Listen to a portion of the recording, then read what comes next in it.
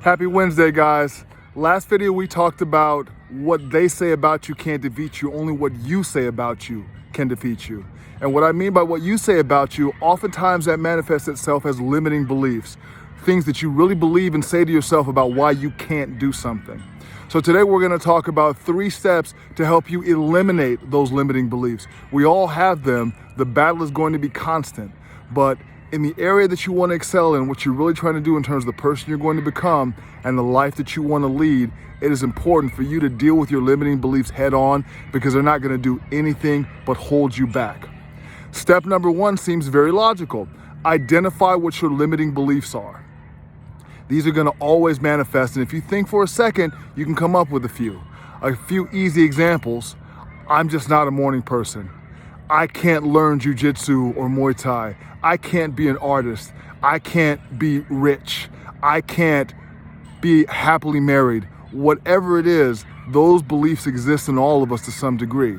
And the first thing that you need to do to deal with them is to really sit down and be honest and say, what are the things that I believe about myself that are holding me back from success? It's very sobering when you think of it that way, because that's exactly what it's doing.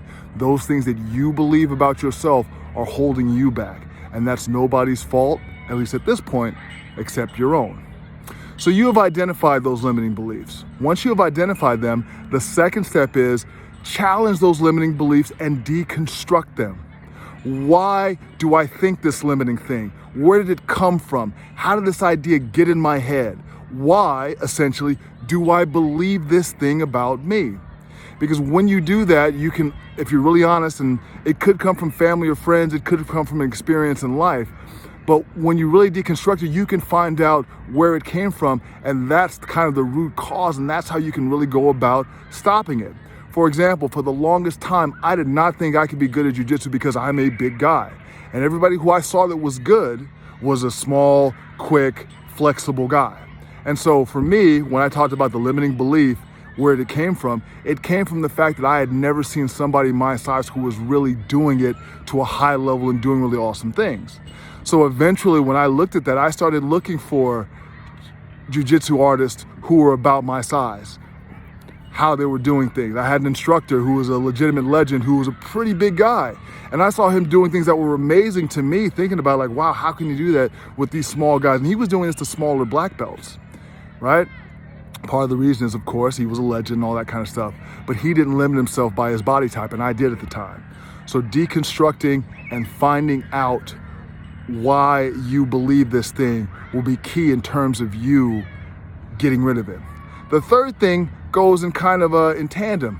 You have to create a new belief and then create actions that go with it or that correspond to help get you to where you want to go.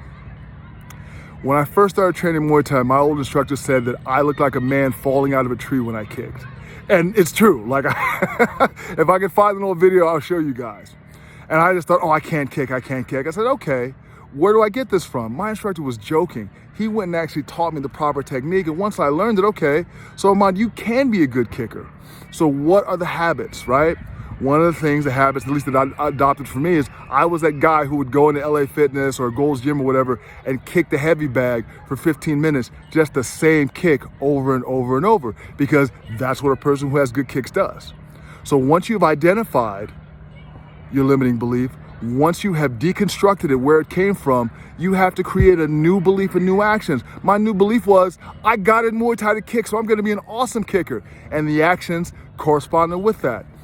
I'm not a morning person. Identify. Where did that come from? Maybe you heard it on TV somewhere. No, I need to be a morning person. Set my alarm early. What are the corresponding habits thereafter? Maybe it's morning meditation. Maybe it's a morning workout. Maybe it's get up in the morning and work on your most important project when you're nice and clear-headed. You keep doing that, assign those actions, you will all of a sudden be a morning person. So just to recap, guys, 3 ways to get rid of those limiting beliefs. Number 1, identify your limiting beliefs. Number 2, deconstruct it, challenge it. Where did it come from? Number 3, create a new belief on that subject and assign yourself actions to correspond with it.